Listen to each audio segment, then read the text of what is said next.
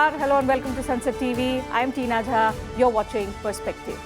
2 days before the Uttar Pradesh elections begin, in fact the first phase of polling takes place on the 10th, the two key contenders, the Bhartiya Janata Party and the Samajwadi Party, released their manifestoes on Tuesday. The BJP's Kalyan Sankalp Patra was released by Home Minister Amit Shah and incumbent Chief Minister Yogi Aditynath, while Samajwadi Party President released the Samajwadi Vachan Patra. Both parties have made promises to farmers ahead of the elections. The BJP has announced free electricity for farmers for agriculture in the next 5 years, 25,000 crore rupees, Sardar Vallabhbhai Patel Agri-Infrastructure mission to set up cold chain centers, godowns and processing units across the state. Number 3 for the farmers, formulation of minimum support price for wheat and rice, 5,000 crore rupees to be spent on modernization of sugarcane mills, also payment to sugarcane farmers within 14 days and in case of delay, payment to be done with interest, and as many as 6 mega food parks to be developed in the state. On the other hand, the Samajwadi Party has promised that in 4 years, that is by 2025, all farmers will be made debt-free. MSP for all crops will be given and sugarcane farmers will get payments in a period of 15 days. And besides, the party will also provide all farmers free power for irrigation, the same as the BJP, interest-free loan, insurance and also pension arrangements if they are voted to power. Also, in addition to farmers, both parties have announced welfare schemes, free education for girls and employment opportunities in state government organization over the next 5 years. How much of an impact will these promises make on elections in the politically significant state of Uttar Pradesh? Who will the people of the state vote for this time? Will the BJP be able to maintain its dominance on the Western Uttar Pradesh Assembly seats, or will the SP-RLD alliance challenge the BJP's hegemony? These are some of the aspects that we will discuss on the program today with a very distinguished panel of experts who are joining me on the program. So let me first introduce them to you. I have with me in the studio political editor of the Business Standard, Aditi Fadnis. Thank you, ma'am, for joining me on the program. And joining us virtually are Mr. Praful Ketkar, he's editor, organizer, and Mr. Yashwant Deshmukh, director and founder, C-Voter. Thank you, gentlemen, for joining me on the program as well. Mr. Deshmukh, so before we begin talking about the issues, the key contests, and what is going to be on the voters' mind, let's first try and understand, get a sense of where do parties stand on the eve of the elections. So the first phase of elections is just about to begin in a few hours from now. How do you see the political parties, the major ones, lining up ahead of the first phase?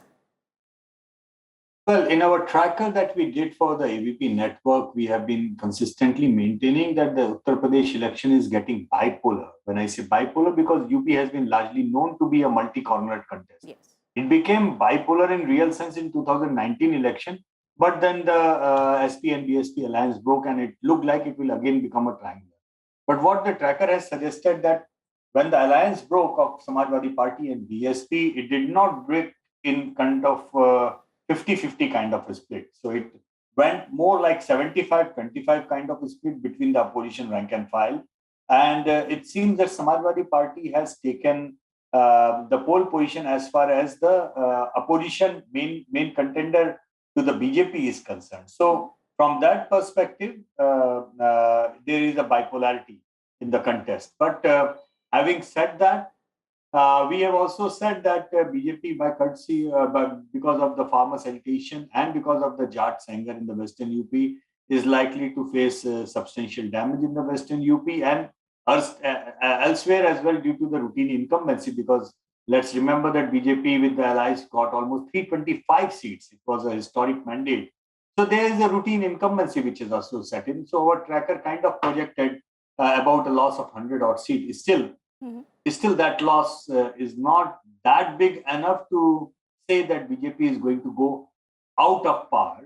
So that is where things stand. Samajwadi Party is the big challenger, but our tracker till yesterday, which was here as per the ECI embargo on the last polls that can be shown on or published, we found that BJP is still approximately 6 points ahead of the Samajwadi Party RLD.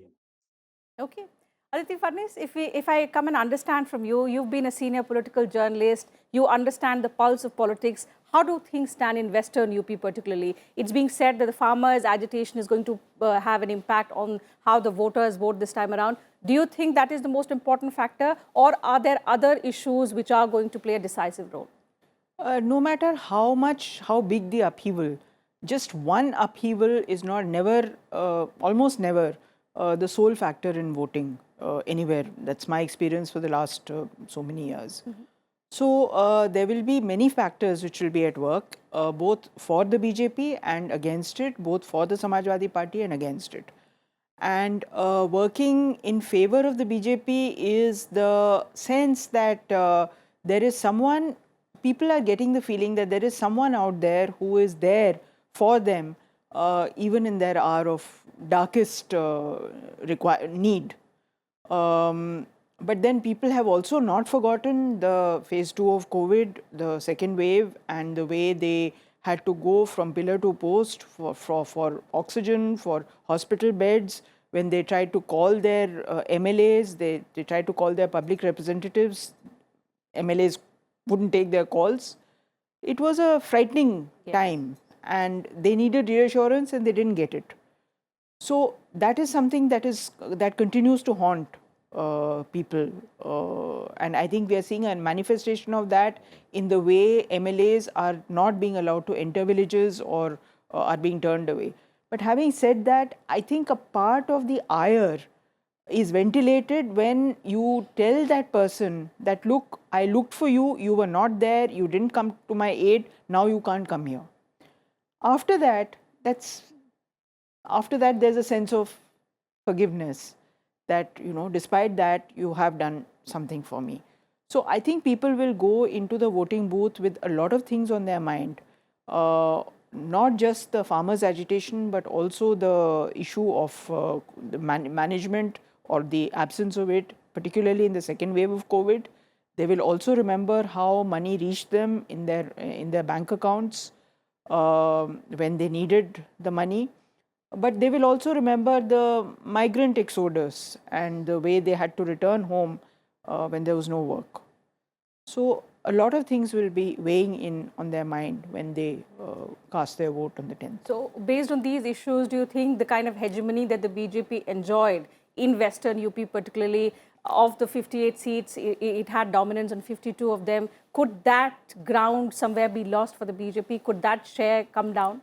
Well, as Yashwantji said, of course, there will be a loss. I mean, how big the loss will be, we need to know. But I mean, even the loss of one seat is a loss. Absolutely. So I am not willing to hazard a guess on how many seats the BJP will lose. But yes, there has been a decline, and people will be called to question. Okay. Mr. Ketkar, do you agree? Do you also see the BJP losing some ground on areas where it earlier dominated? I mean, the last elections and the BJP sort of swept it in Western UP. Now going forth, do you see the BJP losing some ground over so many issues that Mr. Deshmukh and Ms. Aditi Fadnis have pointed out? Or will the development plank of the BJP, because that is one area where the party is quite confident that it is going to help the party come back for a second term. So do you think these issues will play up and will bring down the BJP from its current 52 number, or will development take precedence over everything else? See, Tina, when you have a preeminence like, 52 out of 58, it is always very difficult to hold on such a position for any party. So by and large, I agree that there will be some loss for BJP.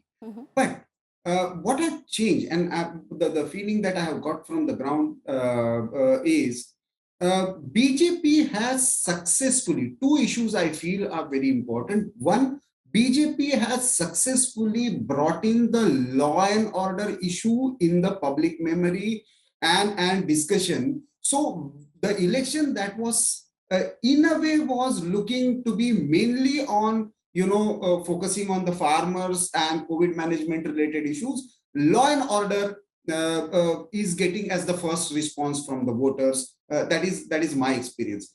Two, Yashwantji was absolutely right that, last time when the election took place, it was a different kind of bipolarity. This time, generally, BSP voter is a very silent voter. That's why many times, psephologists either tend to underestimate or overestimate it. It will be very interesting if they decide to vote tactically, where would they go?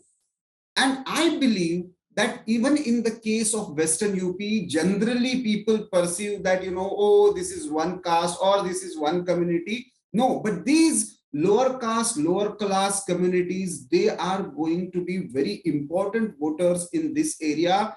And when you ask them about COVID management, they are not talking about health infrastructure. They are not talking about, whether they got the oxygen or not. For them, getting the ration at their doorstep is much more important. And I'm talking again from the ground reports that I'm getting. So I think these are very subtle issues. So initially the election, especially in the Western Belt was and has been always very difficult to predict. Very, very, fluid kind of voting pattern here.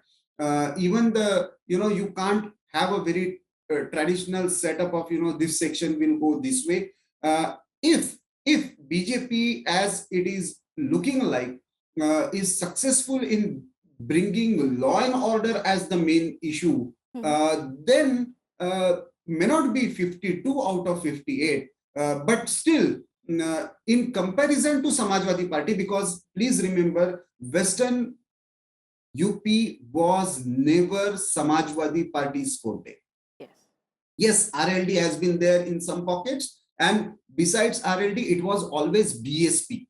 Where will the BSP vote go? That is going to decide the, if BSP is not holding on to its traditional vote, a share of vote rather, it will of course have, substantial vote in some constituencies. But let me if take the some question. part of its vote is getting shifted somewhere else, then where is it going? That is going to decide this election. In fact, let me take that question to Mr. Deshmukh. Where do you see the BSP voter base shifting to? Because what we've been seeing on ground is Mayawati has been quite a low, she's maintained low profile. She's not been actively campaigning, although contesting here and there, but not as actively as she would have done 5 years ago. Where do you see the BSP voter base shifting to? Will it go to the RLD-SP alliance, or do you see it going to the BJP or staying with the BSP is another important question. And in that scenario, what happens? I can only tell about the data that we have been reporting so far, and that's what we figured out, that the minority voters chunk within the BSP universe, basically, that is the biggest casualty as far as the BSP vote bank is concerned, because in the bipolarity scenario, a big number of Muslim voters, particularly who used to vote for the BSP, they have shifted lock, stock, and barrel to Samajwadi Party camp, and that is the trend. That is the trend which we have observed from Bengal election onward, and even to a large extent in Bihar. You see, in Bengal also, just because Mamata Banerjee was the clear contender against the BJP, the minority votes, even in the belt of Malda and Murshidabad, they dumped left front in the Congress and shifted to TMC. Historically, it never happened, but it happened. I mean, they dumped left and the Congress, even in the strongest of the strongholds, where they always remained with them all throughout these years. So I think that had a lot to do with the fact that BSP also has a history of hobnobbing with the BJP, forming the governments with the BJP. So there was also a question of intent, whether if we vote for the BSP and BSP wins, there is no guarantee that BSP will not go with the BJP if it requires. So first thing first, that the biggest damage to the BSP is actually coming in form of minority voters who are shifting big time to Samajwadi Party RLD campaign. Okay. Number one. Number two, second damage to the BSP has been actually not new. It is the damage which was the most critical one in terms of BJP's success in Uttar Pradesh. In 2014, everybody kept talking about the OBC swing, 17 and even 19. While our data shows clearly, it was not the OBC swing which made the BJP sweep Uttar Pradesh. It was actually the Dalit swing, the non-Jatav Dalit vote bank of the BSP that had shifted to the BJP, and that made all the difference. So I think that damage to the BSP vote was already done in the last 7 years. What the fresh damage was, if actually in terms of the minority votes, she will still get some minority votes, particularly in the areas where she has fielded really good minority candidates, where she will be seen as the primary, opponent to the BJP. But number of such seats is not going to be very enthusiastic as far as the BSP supporters are concerned. So all in all, yes, I understand what Prafulji said, that everybody tends to underestimate or overestimate, for that matter, statistically in terms of BSP. We try to remain as conservative as possible. We try to balance it out, but still, I am not underestimating the BSP, because even in the worst of the times, BSP vote share is still hovers somewhere around 15%. And even in the tracker, it has been reported it ranged between 12% to 18% in different weeks. Mm-hmm. So, counting or discounting of BSP would be wrong and would be a analytical harakiri. No analyst would ever like to do. So let's see how that happens. She has not been in the ground, and I don't see why her supporters should be enthusiastic at this point of time to come out and vote for her. Okay. Another interesting thing, Aditi Fadnis, about the elections this time is the BJP hopes that on planks that Mr. Ketkar also mentioned, of development, of law and order, and these are two aspects on which even those who were against, because we saw a lot of farmers, we've been seeing ground reports, a number of farmers who have been opposing the Modi government over the farm laws have actually appreciated the BJP government when it comes to law and order. So on these two planks, the BJP is quite confident that it is going to dent the caste algorithm, which is quite prevalent in Uttar Pradesh. And about the state, it's in fact also said that what decides the vote is jati and dharma. Do you see that changing in the elections this time? So basically the strongholds of SP-RLD, also the BSP, as we've been talking about, shifting to the BJP? I don't know what the basis for drawing that inference is, because if the base of the RLD and SP is shifting to the BJP, then BJP should get more seats than it's got ever. But that doesn't seem to be the case, and I think all three of us are agreed on that.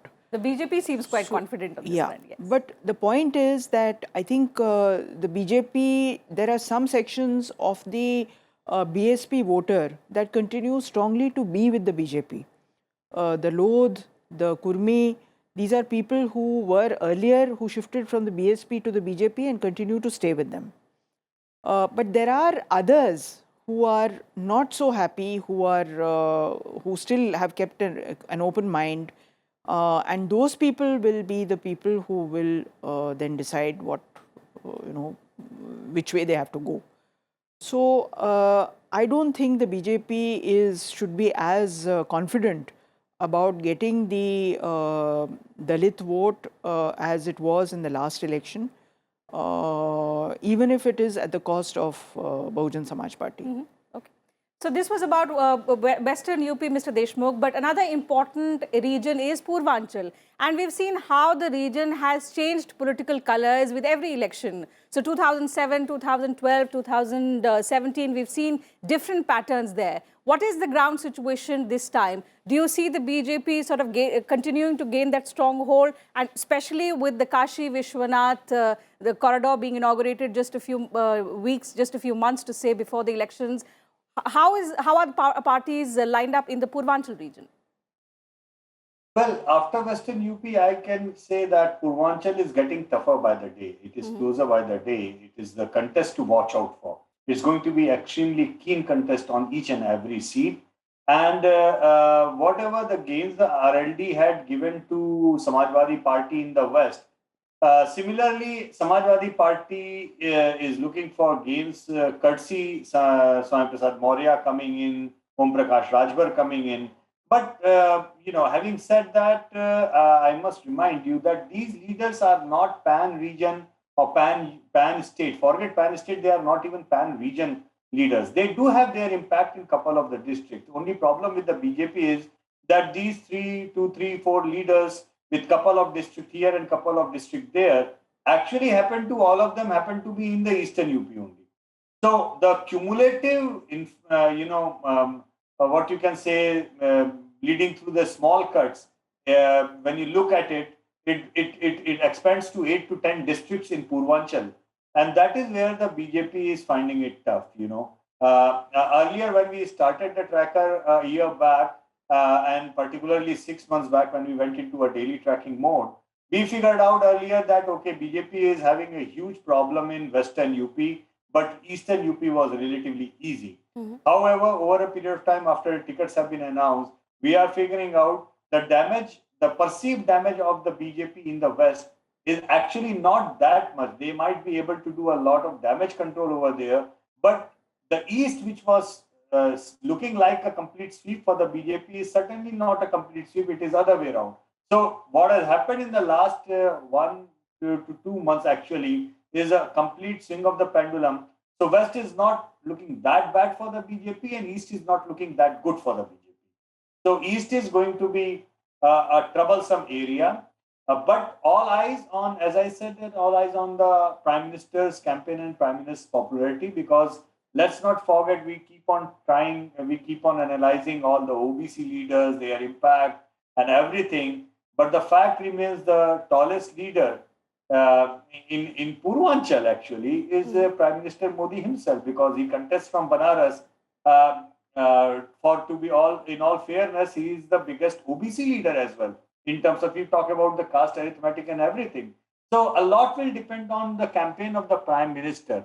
The damage what the BJP is looking at in terms of anti-incumbency or in terms of personal anger against the state leadership, I think that all BJP can counter only and only with the popularity of the Prime Minister. I will be on that. I think Prafulji would agree that BJP probably erred in one thing right now, that it did not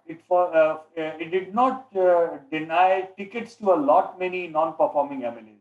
Probably they got scared that if these people are denied ticket, they will run away, and already there are too many people running away, so the narrative will go wrong or something of that sort. But genuinely speaking, none of the non-performing MLAs and none of the performing MLAs as well, for that matter, even Swami Prasad Maurya or Om Prakash Rajbhar notwithstanding, none of these leaders can say that they made Modi win in the last 3 elections. The question here to ask is, people who are leaving the BJP, leader who are leaving the BJP, did they make Modi win, or was it the Modi wave which made them win their assembly segments? That would clear a lot of doubt. BJP probably should not have panicked and actually chopped off a lot many non-performing MLAs. Okay. So let the me go anger across to against Mr. the sitting Ketkar now. MLAs should be a big concern for the BJP. Okay, Mr. Ketkar, Mr. Deshmukh suggests that, earlier it was thought that Purvanchal region would be easier as compared to the West, but now it looks the other way around. What, according to you, have been the issues which have actually caused this trouble for the BJP is the first question, of course. And number two, how do you see, a resurgence of Akhilesh Yadav? Because just a few months ahead of the elections, analysts wouldn't have even seen it as a bipolar contest. But now the manner in which he's come up and raised relevant issues which actually resonate with the voter on the ground, extending beyond his MY factor, reaching out to the OBCs, reaching out to the Brahmins. How do you see that working in his advantage? See, I don't see. Akhilesh has a natural advantage because he is being seen as a counter to BJP. Now, because in UP, where BJP has got a complete dominance, both in 2017 and 2019, now opposition forces are looking for a kind of single pole or alternative. They tried out everything, Samajwadi Party, Congress coming together, SP, BSP coming together. So it didn't work. And if I remember correctly, and Yashwant would correct me if I'm wrong, but similar kind of perceptions were built up even during 2017 election about the Western UP. Oh, it is going horribly wrong, and then the negative tone would be said. And the way election built up, by going up to the Eastern UP, the things completely changed. So, Yashwant is absolutely right that ultimately it is going to be the election campaign. Akhilesh has got one advantage, that is one, he has got a captive sure shot vote, and two, he has got, he has positioned himself as a counter to the BJP's Okay, one quick final question from Aditi. So now, what's also being seen as a semi-final to the 2024 general elections, considering UP is very, very significant politically. Do you see Yogi Aditynath making history, or do you see a resurgent Akhilesh Yadav doing the unthinkable, something that no political analyst would have even imagined, with the kind of issues that he's raising, the promises that he's made to farmers, to women voters, who actually have begun to play a very decisive role in recent elections? So the outreach that Akhilesh Yadav has had in the recent weeks, do you see him making any kind of difference? I would like to reply to this in a different way. I would say that for Yogi Adityanath, the glass is half empty. For Akhilesh Yadav, the glass is half full. Okay. I think that explains it really well. Very interesting to see how the results pan out for the very, very crucial elections in Uttar Pradesh. In fact, a lot of people have said it is like a semi-final, and I reiterate, the semi-final to the 2024 elections. So a test of Akhilesh Yadav, because he's emerged out of the shadow of his father. So a test for him, but also for Yogi Adityanath, who's contesting the assembly elections for the first time. So it will be interesting to watch what the results pan out on the 10th of March. But for now, I'll have to wind up the discussion. Thank you, Mr. Ketkar, Mr. Deshmukh, and Aditi Phadnisji for joining me on the program today, sharing your thoughts with us and our viewers. It was a pleasure having you on the show. So that's it from us on this edition of Perspective Today. Thanks very much to our viewers as well for their time.